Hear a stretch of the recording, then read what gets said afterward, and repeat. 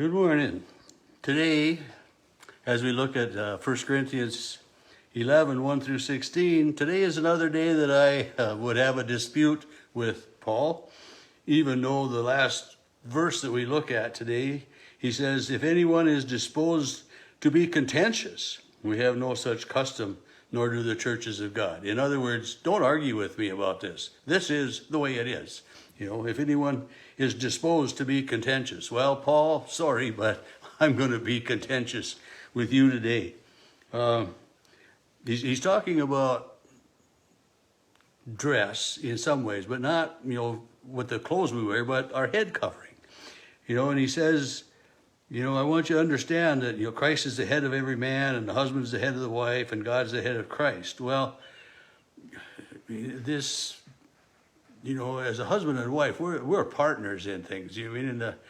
This talk about the man is the head of the household as long as it's okay with his wife. That's a little bit of truth to that, because we need to be partners in things. We can't be lording our authority over someone else or saying, I'm right all the time, because we're not. It doesn't matter if you're man or woman. You're never going to be right 100% of the time, and that's just the way it is, and that's the way we need to be honest with each other. But then he goes on. So he hits that briefly, but he'll get back into that. But he says this about it: worship. Any man who prays or prophesies with something on his head disgraces his head. And I think about, especially some of the Roman Catholic priests over the years, and other priests in different denominations that wear these hats, and they're not called hats. They're some kind of a head covering anyway. So we're not supposed to do that. But then on the other hand, any woman who prays or prophesies with her head unveiled disgraces her head. So a woman is supposed to have a hat or a bonnet or something. And it made me think of, in your Easter bonnet, it was in the springtime that, we would get new clothes for Easter, and it would be, some fancy wear. But, there's just not very many women that wear a hat to church, or a hat any place, very often. They may put a scarf over their head or something, wintertime, or if they're out working. But whether we wear a hat or not doesn't make a bit of difference. And he says if she prays or prophesies with her head unveiled, uncovered, it's the same as having her head shaved. Well, really? No, I don't think so. But I guess, we need to look at some of this in the context of the days that it was written, and not say that everything pertains 100% to today. This is, some of the gray area that I would call in here.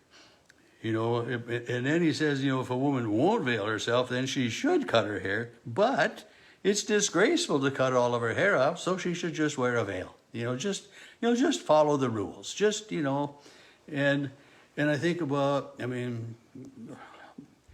how often is it that we are in the stores, not so much here in our rural area, and I know some of you aren't in rural areas, but we see women that are covered, basically, all you can see is their eyes, because of some customs of some different denominations. And the Muslim women are really covered and veiled, and others are, covered more so than, but, whether we wear a veil or whether we wear a hat or not, I don't think God really cares an awful lot about that.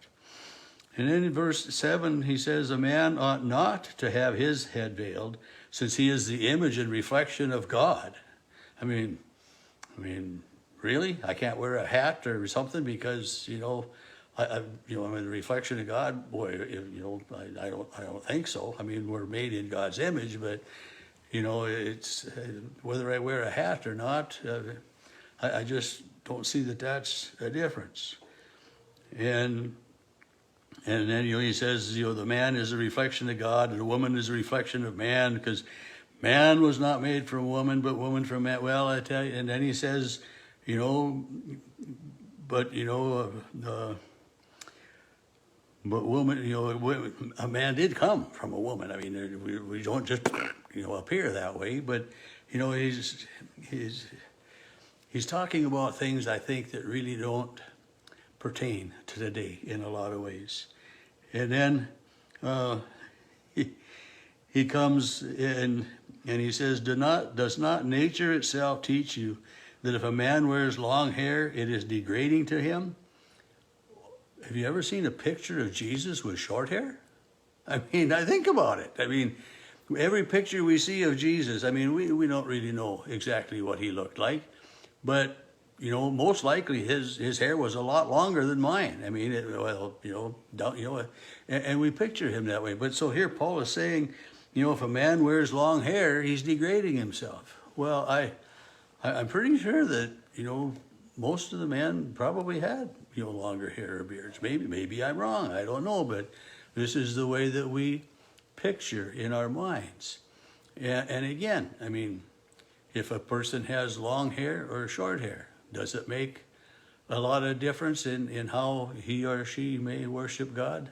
I remember years ago, I mean, very few of you would remember me with long hair, but I had quite long hair when I was in college and, you know, back in the 70s, early 70s, and not so awfully long after I had cut my hair so it was considerably shorter.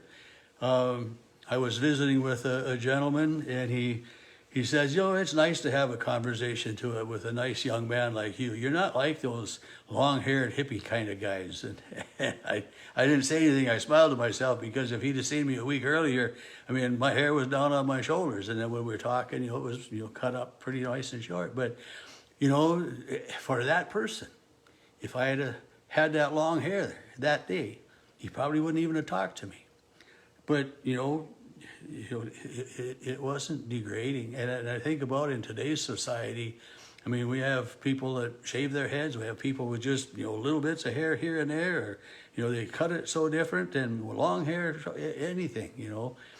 But, you know, so it isn't the hair on our heads. It isn't the way we dress that makes who we are. It's what's in our hearts and in our minds that makes us as we are. And so he says, just, you know, does not nature teach that if a man wears long hair, it's degrading? But if a woman has long hair, it's her glory. So, you know, you better not cut your hair short, women. You got to have long hair, you know, the longer the better, because the better, you know, the longer, the more glory.